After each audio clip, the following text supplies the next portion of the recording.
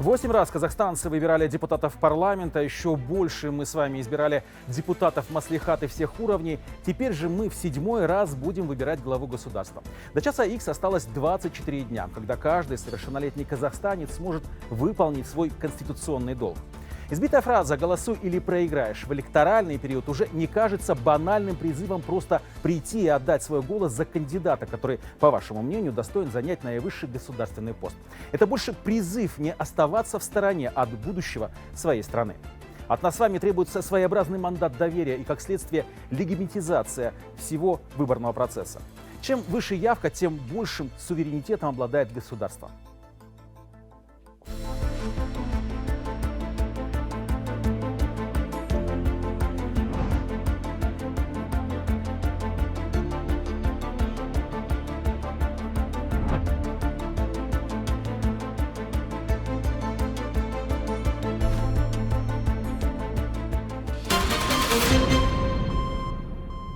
Итак, сегодня говорим о формировании выборной культуры в стране. Демократизация государства не может развиваться отдельно от политически активного общества. Хотя надо отдать должное гражданам. Явка на выборах за нашу 30-летнюю историю была на достаточно высоком уровне. Но что это? Механический патриотизм, просто когда надо идти? Или же это и есть развитая выборная культура? Сегодня у нас в студии Екатерина Смышляева, депутат Мажилиса. Добрый вечер, добро пожаловать. Таисия Мармонтова, политолог. Добрый вечер. Таир Нигманов, тоже политолог Института анализа социально-политических процессов. Добрый вечер, добро пожаловать. И Салтанат Минлибаева, активный избиратель, тот человек, который не пропустил ни одного выборного не процесса, как сказать, выборов. Просто выборов. Все, добро пожаловать. Так что все-таки, дамы и господа, это все-таки ходим на выборы, потому что надо? Кто возьмется прокомментировать? Да, наверное, сложно сказать однозначно. Подходя к анализу электоральной культуры, выборного процесса, тут можно использовать много терминов. Здесь можно подходить с разных сторон. Да, действительно, кто-то идет на выборы, потому что так было принято. Для кого-то это моменты здесь не нужно скрывать. Здесь действительно административный ресурс, который неплохо работает и неплохо реализуется в нашей стране.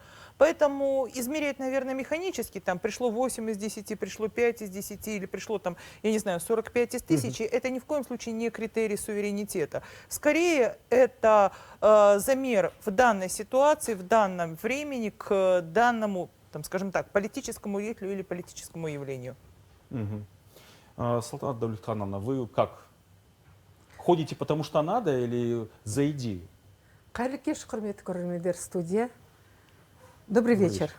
Я просто хотела сказать, выборы – это в первую очередь внутреннее «я».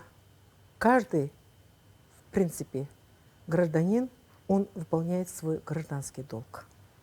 Поэтому, как бы то ни было, сколько это ни было выборов, но вы же мне сейчас отметили, что одна из тех активных, да, активность проявлена еще с детства.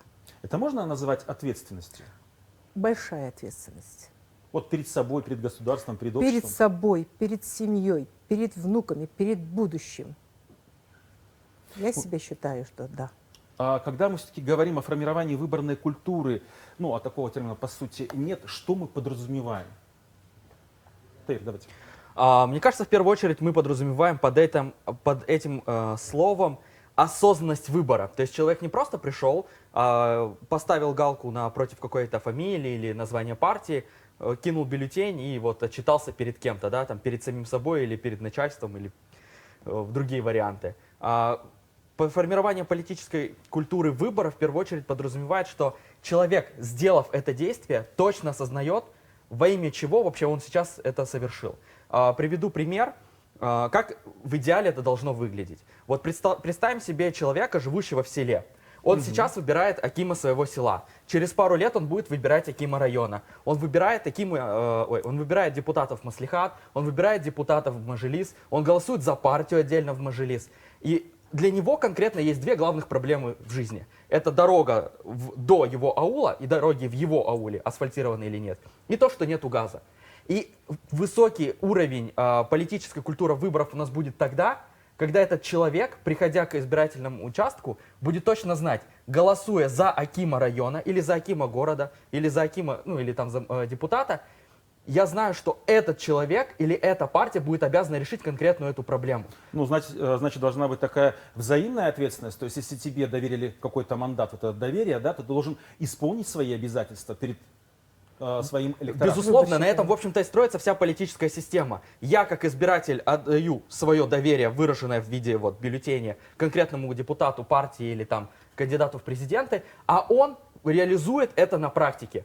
То есть он должен мне предложить программу, которая мне лучше всего понравится, я за нее голосую, и таким образом из массовости, да, выбираются самые То есть все, актуальные получается, проблемы. начинается с села, да? С Оно маленьких начинается с самых бытовых вопросов. Асфальтированная дорога, газ у тебя дома, вопрос налогов, пенсий. Ты должен осознавать, кто именно из кандидатов это предложит и в чьей это ответственности. Потому что когда этот человек займет должность, чтобы ты мог знать, с кого мне вообще спрашивать это, кто из них виноват. В данном случае я бы хотел выделить две проблемы. В первом, надо повышать, собственно... Давайте мы чуть попозже поговорим об этом, о проблемах и как это нужно формировать. Екатерина Васильевна, вот вы как считаете? Ну, знаете, я здесь в какой-то степени соглашусь, во-первых, с предыдущими спикерами, но я отмечу следующее. Выборная культура — это все-таки часть политической культуры. Вы совершенно правильно сказали, как бы самостоятельного электорального процесса, обособленного или выборного процесса, его не существует. Существует общий политический процесс, просто когда-то наступает час X, электоральная кампания. И во многом, то есть та осознанность и вообще как бы та мотивация, с которой мы идем на выборы, она зависит от того, насколько успешно был реализован межэлекторальный период.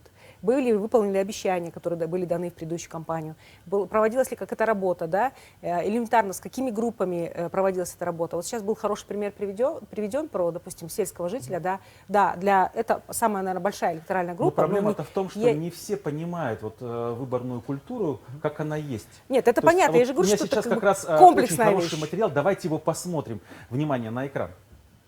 Культура выборов. Ну, это прозрачность прежде всего этой всей процедуры и соблюдение законодательства Республики Казахстан при проведении выборной кампании. Ну, сейчас у нас, я думаю, что нет культуры выборов, потому что и нас либо массово заставляют, например, госслужащих или там студентов, а именно вот осознанно, осознанно вот наши жители подходят к этому, я думаю, что не так прям. Редко, да? Редко, да. Слышали раньше такой термин «культура выборов»? Слышали? Культура выборов — это, наверное, поведение человека, не знаю. На Ну, выборах? скорее всего, да, как должен себя человек вести. Мне это вот с этим ассоциируется. И есть альтернатива раз. Ну и, наверное, если есть достойная альтернатива, это и есть показатель развития нашего государства. Культура выборов, ну изначально, конечно, надо изучить всех кандидатов, посмотреть, что вы о них знаете, что они в своей жизни сделали, какую пользу принесли окружающим, народу. И, соответственно, уже не просто так отметки ставить, а сознательно все это делать. Это и есть культура выбора, я так думаю. Более старшее поколение лучше осведомлено, получается, чем молодое. Не, ну здесь, смотрите, две можно стороны. Прокомментировать, здесь очень хорошо можно разложить. Высвечивается очень много паттернов, в том числе, которые отражают объективную ситуацию с общим уровнем политической культуры. Прежде всего, что нужно понять, да, что именно явка на выборы и сам вот поход на избирательный участок — это всего лишь один из аспектов. Что мы здесь видим? Во-первых, мы видим здесь паттерны поведения, связанные с тем, что делать. Узнать кандидата, скажем так, быть ответственным, что как раз-таки очень хорошо подчеркнул коллега, понимать вот эти вот какие-то очень такие эмоциональные критерии, если от него польза. И теперь вот этот вот момент, связанный с административным ресурсом. Ну, не скроешь никуда, но есть этот вопрос. И сейчас, допустим, очень интересно посмотреть, насколько сейчас заработает вот этот вот административный ресурс. И будет, не будет, как, что и где. Но все-таки что необходимо в первую очередь воспитывать в обществе, чтобы получить политически активных граждан? Нет, ну смотрите, в сюжете тут еще две стороны можно сказать, да, вот одно из мнений было о том, что выборная культура, она относится только к внешней части человека, то есть говорят, что должен быть правильно организован процесс, да, должно быть честное голосование, то есть как бы человека как бы в этой системе не существует, да, То есть все какое-то внешнее. То есть там должны организовать, там должны сделать, там должны дать и так далее. Было мнение, когда все зависит от человека, да, я должна изучить программы, я должна сделать вывод, я должна пойти на участки. То есть на самом деле выборная культура, она и есть составлена из нескольких частей. Это сам процесс, безусловно, сам процесс организации выборов. Ну, видите, каждый То есть, понимает да, по-своему. А молодежь вообще это правильно, не знает. это просто нужно интегрировать. То есть есть процесс организации самих выборов, да, вот что вы говорите сейчас, допустим, как можно сделать так, чтобы там люди ходили на выборы. Есть процесс, который зависит от воспитания там, политической культуры человека в общем и вообще традиций, да, семейных и так далее. Это как бы вторая часть, да. Ну и третья часть содержательная, наполняющая, она характерная для первой и для второй. То есть здесь мы увидели просто, как бы можно собрать, если собрать вместе все эти мнения, то мы получим выборную культуру, на мой взгляд. Поэтому, как бы, может быть, опрос внешний, он мало информативен, но в нем прозвучали самые главные вещи. То есть от того, как организован электоральный процесс, как организованы выборы, тоже зависит мотивация и явка на эти выборы. С другой стороны, насколько вовлечен сам человек в эти процессы, от этого Но тоже что должно зависит. быть главное? Вот организация выборов все-таки или моя самомотивация, чтобы пойти проголосовать осознанно? Вот что в первую очередь должно быть? Это должно быть вместе. Если хоть одно из них хромает, то просто человек разочаруется, вовлеченный в эти процессы, да, человек, увидевший, что процесс организован неправильно, там, не в согласии с законом, он разочаруется. И наоборот. Вот давайте послушаем человека, который ходит на выборы, честно голосует. А мы тоже ходим на выборы. Осознанно. Осознанно. В первую очередь осознанно. Вот. От Это самое самого человека. главное. Это главное. Вы как считаете, что должно быть? Все-таки место оформлено или все-таки самосознание? Самосознание. В первую очередь. Конечно. Ну что ж, давайте сразу после небольшой паузы узнаем у некоторых казахстанцев отношение к электоральной кампании. Ходят на выборы или нет, и, конечно же, считают ли они свой голос важным для страны. Опрос получился интересным, так что не переключайтесь. Добрый вечер всем тем, кто к нам только присоединился. Сегодня мы обсуждаем формирование выборной культуры. Говорим, как и на что влияет явка избирателей во время голосования. Перед уходом на рекламу я анонсировал наш опрос. Итак, мои коллеги вышли на столичные улицы, чтобы поинтересоваться, а как казахстанцы ходят голосовать. Внимание на экран. Мы же граждане Казахстана. Обязательно надо. У каждого, наверное, свой выбор это. Кто кому будет голосовать, это каждый должен решать сам. Наверное, нет. Почему? Ну, не знаю, как-то никогда не ходила на выборы, но я как бы себя не отношу так близко к политике. Ну, очень важно, какой руководитель будет у власти нашей страны. Поэтому пойдем, свою гражданскую активность проявим. Да, просто в первый раз хочу попробовать, посмотреть, как это будет проводиться вообще. Вообще интересно просто. Нет, не участвую. Почему? Не знаю, как-то не думала. Ради будущего пойдем на выборы, ради наших детей, еліміз, жеріміз. Опять же чувствуется, да, вот гендерный разрыв. Не гендерный, а возрастной разрыв. Возрастной, да. Вот да. То есть молодежь опять как-то так сторонится. Вот, а почему? Ну, во-первых, здесь нужно понимать, Казахстан – это государство, которому 30 лет. Дальше вы уже как раз... Вот давайте Таира послушаем. Хорошо. Молодого нашего политолога. Мне очень понравилась, кстати, фраза «я не интересуюсь политикой». Вот это то, что я хотел сказать в предыдущей своей речи. Проблема в следующем. Люди будут голосовать тогда, когда будут понимать, что их голос важен. Как они к этому осознанию придут? Это состоит из двух факторов. Первое. Ты знаешь... Нет, Таир, нам сейчас важен ваш именно личный опыт. Вот как я ходил на все стала выборы. Политика интересной, что вы начали ходить вот на выборы, например. Да, отдавать свой голос, реализовывать свое конституционное право.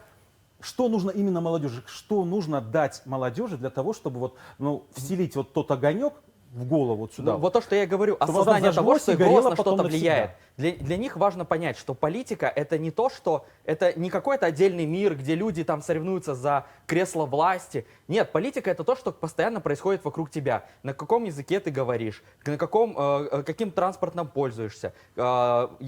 Транспорт, не самый лучший пример. Какие у тебя стипендия? Какая у тебя возможность поступить в вуз?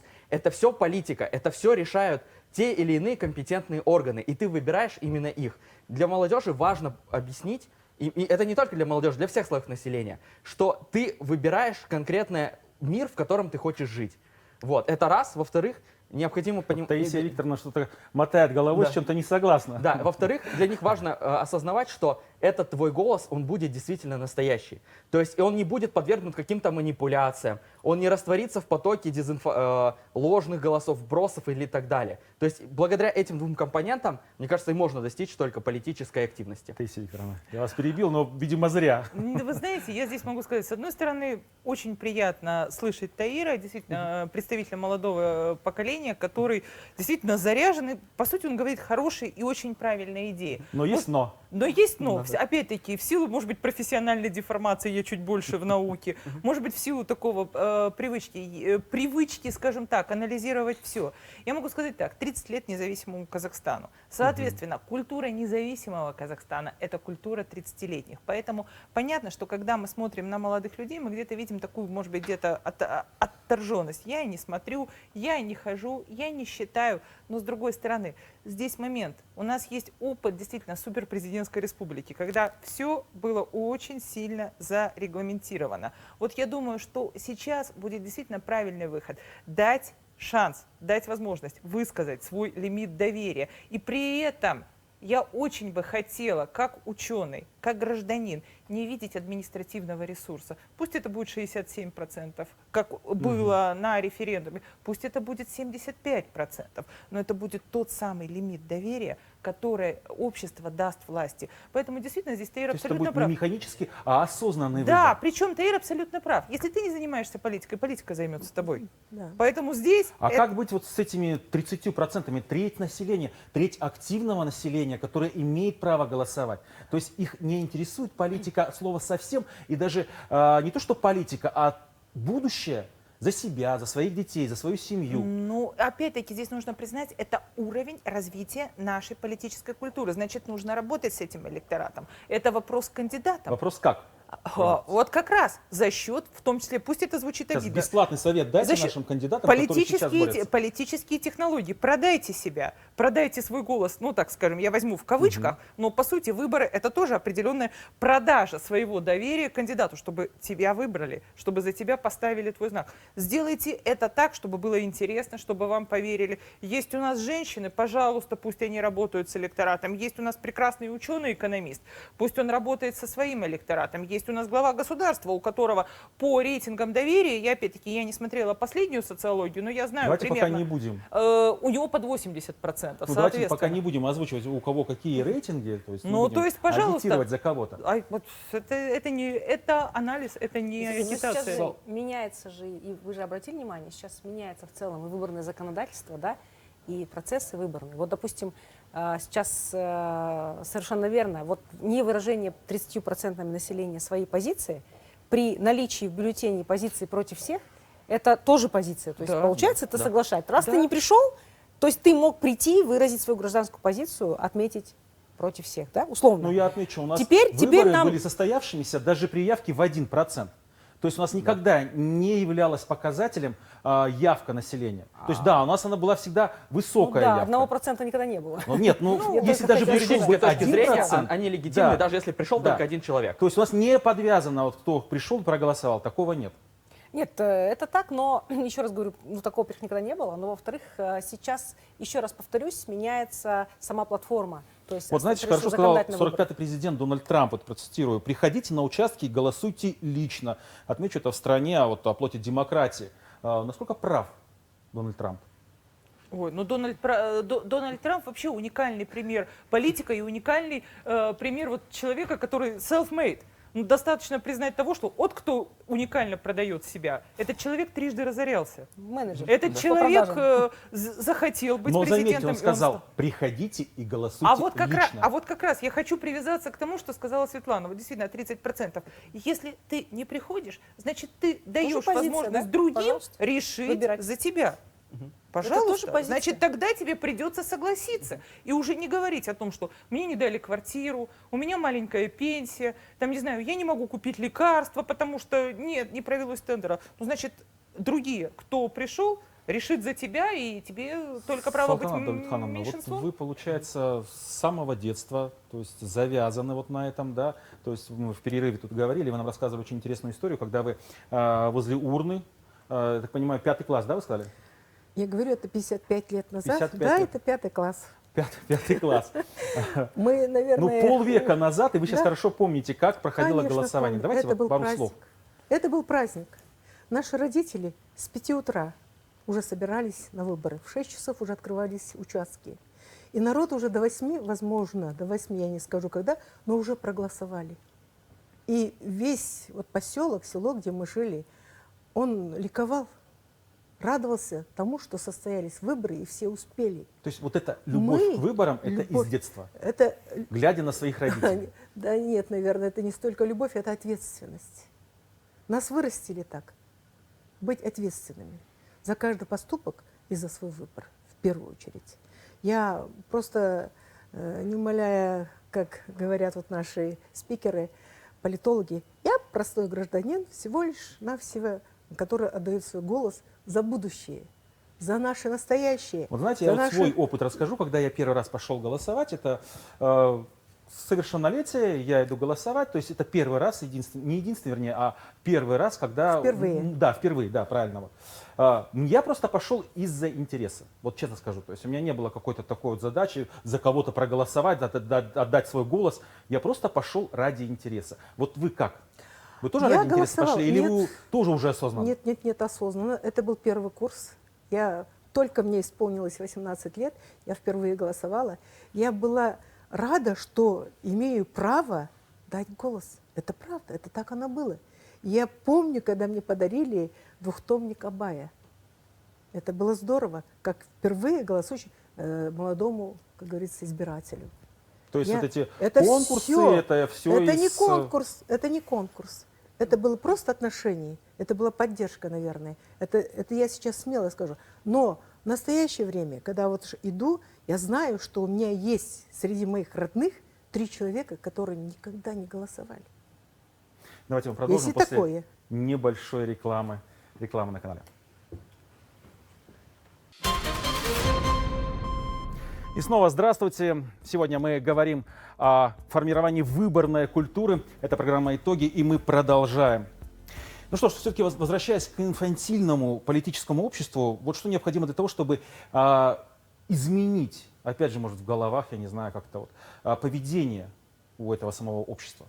То есть как мотивировать, как заставить идти А голосовать? быстро не получится. Прям сразу, завтра, если ты не ходил, ты не пойдешь. Это определенный процесс, обусловленный вообще механизмами социального развития. И в целом, я не думаю, что нужно ждать от президентских выборов очень высокой явки. Но тем не менее, если мы хотим последовательно двигаться к нормальному электоральному процессу, к несдвинутому электоральному циклу, то вот как раз-таки к парламентским выборам, которые, в принципе, стоит ожидать, можно и поработать с избирателями, и как раз-таки с помощью социальной инженерии, с помощью образования, с помощью воспитания. За 24 дня мы, естественно, не сделаем, скажем так, какого-то большого скачка. Но шажки должны быть, и они делаются. Таисия Викторовна, вот сейчас как раз хорошую тему затронули, именно явку на президентские выборы. Предлагаю взглянуть на интересную статистику. Вот как раз явка избирателей на разные политические выборы. То есть это вот выборы президента и выборы в парламент. И вот по графику сразу можно видеть, да, о том, что все-таки выборы президента и выборы в парламент, к выборам президента проявляют больше интерес, чем в парламент. Раз, про то, что явка будет маленькая. Нет, ну смотрите, Нет, же да. нужно понимать. Тут вот мы сейчас с коллегами как раз во время паузы, да, мы обсуждали этот вопрос, что у нас немножко не хватает электорального опыта. Во-первых, у нас очень узкий круг выборных должностей. Это действительно так. Только сейчас мы начинаем его расширять. Добавились акимы сельских округов в перспективе, акимы городов, районов. Это как бы ближе к людям, да, это будет более активный отклик вызывать у них. И второй момент. Мы на определенном этапе взяли паузу в выборы в представительные органы. Там мы ушли от одномандатников и перешли к чисто пропорциональной системе. Пропорциональная система – это система обезличенная. Все-таки, обычному человеку ближе голосовать за конкретного человека. Поэтому мы видим некоторые волны в явке именно по представительным Но все-таки органам. почему электоральная президентская гонка вызывает больше интереса? Еще раз говорю, мы уходили от личности в тот момент. То есть Мажилис, вот вы последние 3 года же показали, Мажилис мы ушли от одномандатной системы как раз в последние вот эти созывы то есть там чисто списки может быть, были. все-таки президентские выборы Ну и, для конечно, населения более понятны? И, конечно, у нас Они президентская понимают, за что они республика. голосуют. Нет, у нас президентская республика. У нас Давайте... просто очень персонифицирован То есть образ здесь- главы государства, который Конечно, изначально для нас своего рода это олицетворение всего, что происходит в Казахстане. И даже если мы возьмем традиционное общество, для нас глава государства, ну, что-то сродни отцу нации, старшему человеку. И вот этот вот такой вот салем, который ему отдается, он вполне обозначает высокую явку и достаточно высокий, как, То есть, как остальное правило, Ну, это и у нас форма сама правления, как бы, да, президентская. То есть, вот Это нормальная вас не ситуация. вызывает совершенно. такое, вот, что все-таки казахстанцы чувствуют большую ответственность, когда выбирают президента? Ну, логично. То есть, здесь надо вот все-таки остановиться на им персонификации. не все равно, кто будет у руля. Мне кажется, стоит остановиться на персонификации в каком плане? У нас на самом деле это не только касается главы государства, это касается и партий. В первую очередь люди, голосуя за партии, думают, а кто глава, кто лидер этой партии, кто ее лицо. Очень мало людей читает программы, понимает разделение на левая да. политика, правая политика, левый в экономике, правый в политике. Можно даже это обратить внимание на некоторые нынешние партийные проекты, которые еще не были зарегистрированы, но вот озвучивались инициативы. Там тоже звучат очень персонифицированные лозунги, что эта партия, проект вот этого человека, это не проект идеи какой-то там. Мы за либеральный, не знаю, либеральную демократию, мы за консервативные ценности. Это Но вот это личный упущение чье вообще? Это не просто... То есть Это получается- подход, это не упущение. Это не как вариант. упущение, это подход, это констатация, это вот таков уровень развития общества, Какие ожидания? такова в данной ситуации Ну а может быть политическая те кандидаты, которые там баллотируются, они ничего не Нет, представляют? политическое поле, оно соответствует ожиданиям Да. электората. Да. Глупо глупо как бы делать реформы, начиная с предложений, да, надо начинать со спроса. Если спрос будет меняться и спрос возникнет на идеи без персон, то это будет одна стратегия. Но сейчас спрос на персоны, совершенно верно. И в этом нет ничего плохого. Это, В принципе. это просто такова общественная ситуация. И это нормально, когда электорат хочет видеть яркого, харизматичного, эффектного лидера. И, между прочим, в целом можно сказать, что в этом отношении мы отличаемся, допустим, от другого мира. У нас, мы, по крайней мере, на главу государства, где-то какие-то люди появляются в поле. Почему частенько у нас показывает ситуация, когда, допустим, те же европейские какие-то, азиатские выборы, когда приходит какой-то, ну, скажем так, неяркий персонаж, который очень быстро слетает. Потому что, опять, люди хотят видеть красивую картинку. Последний То есть нам нужно шоу. Да, в том числе отчасти. Оно должно быть. Потому что, опять... То есть идеология здесь ни при чем. Нет, нет. Яркое шоу. Немножко шоу нужно. Идеология один из факторов, но шоу А нужно как же тоже. политические заявления, Человек же идет, мотивация? нет, то есть- смотрите, любой человек, да, допустим, олицетворяя партию, он идет с партийным бэкграундом, в любом случае спортивным. То есть это мы понимаем, да. Он так или иначе в какое-то время двигается в этой повестке, то есть он обрастает каким-то, ну, образ его, будем так говорить, политический, он строится на основании идеологии. То есть, ну, как бы люди-то приходят все равно со своей повесткой, со своим образом, да, даже если это там глубокая персонификация. Поэтому здесь я не вижу противоречий, честно говоря. Абсолютно. Это как бы нормальное явление. То есть, Это одно из явлений. Там, пожалуйста, Ангела Меркель, там действительно достаточно яркий персонаж, можно поспорить по поводу политиков, но Борис Джонсон, уж куда бы ни было персонификация, но он благополучно, потеряв мандат доверия, проиграл выборы. То есть вот здесь... Ну, там тоже неоднозначная ситуация, потому что там он не выборы проиграл как таковые, там его никто не выбирал. Это одна партия решала внутри. Ну, внутренние партийные выборы. Ну, внутрипартийные. Но то есть при не этом страна. стоит отметить, что он, к примеру, часто обращался именно, что выборы 2019 года – это мой личный успех. Я, Борис Джонсон, яркая харизматичная личность, бывший мэр Лондона, красиво говорящий, любящий, правда, немножечко периодически приврать, но это я привел партию к выборам, и это вот мой конкретный вклад вот в наше общее дело. Хорошо, давайте вернемся все-таки в Казахстан. Там интересно, я понимаю, что в США, что в ну, Европе. ничего там интересного. Ну, там шоу. У нас этого нет. Вот именно, там Вот. шоу. Но все-таки шоу или идеология? Они не где должна быть или грань, или грань не Шоу должна проводник идеологии любой. Да. Вы можете очень красиво думать, но если Да. у вас не будет технологий, не будет шоу, то вы не донесете просто свою идею до быть. избирателей. Вот пример стоит Салтанат Дулетхановна, ходит без всяких шоу. То есть на чистом патриотизме. А давайте говорить Человек так, что осознанно. в советской культуре это тоже было шоу. Вот Когда опять-таки. как бы вот сами эти выборы... Шоу родителей, когда они пошли, Это было, оделись. нет, воспитание там компонент был сильный, но день выборов, сами выборы, как это идеологически обставлялось, тогда это было проще, интернета не было, да, все равно на это работали идеологи, понимаете?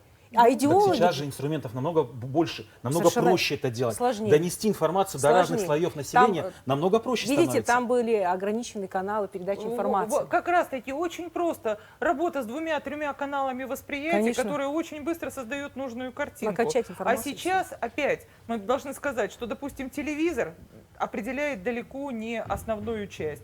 Соцсети, опять вопрос, они сегментированы, допустим, в Казахстане. На каждую аудиторию свое СМИ, грубо Да, говоря. при этом в Казахстане, допустим, самой популярной сетью является Инстаграм. При этом традиционно сетью, которая несет политический месседж, является Фейсбук. При этом, когда мы смотрим опросы общественного мнения, говорится, да мы в ваших Фейсбуках не сидим, чего бы мы там не видали. Молодежь, которую мы пытаемся сейчас вывести и привести на выборы, и которая достаточно инертна, это ТикТок, то есть это высокий уровень сегментирования, это высокий уровень аналитики. И для этого нужно время и работа экспертов, в том числе технологов.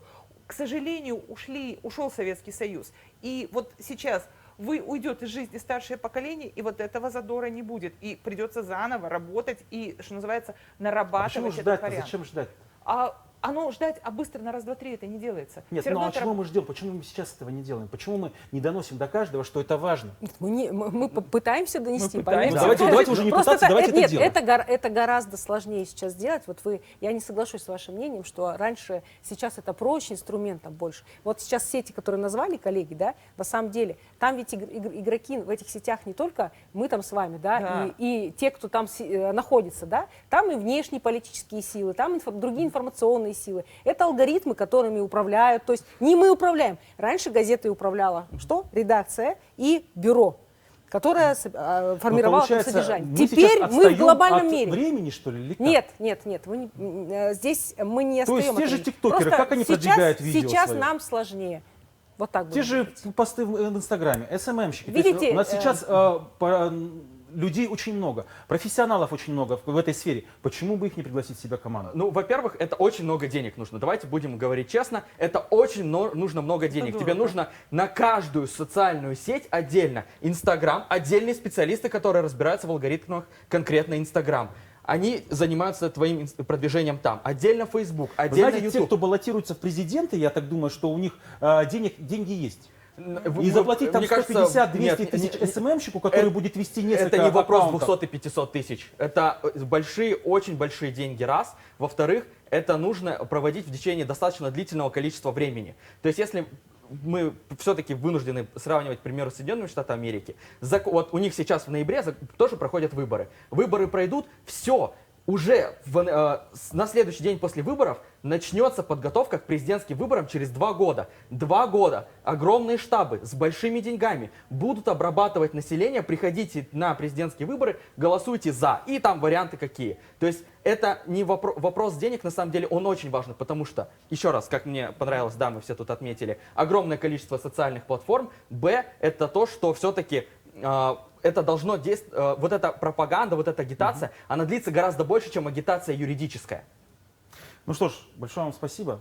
К сожалению, наше время подошло к концу. Так быстро. Чтобы по-настоящему, да, действительно очень быстро, но это время. Но чтобы по-настоящему государство стало демократическим, необходимо каждому из нас осознать, что именно мой голос может изменить исход электоральной гонки, что именно я решаю, каким будет мое и моих детей будущее, что именно я хочу от власти, которой я вручаю мандат доверия. Поэтому важен каждый голос, и надо это уже осознать и принять. На этом все. Далее информационный выпуск, и я передаю слово моей коллеге Гульназ. Добрый вечер. Рахмет әріптестер, ары қарай эфиріміз жаңалықтармен жалғасады.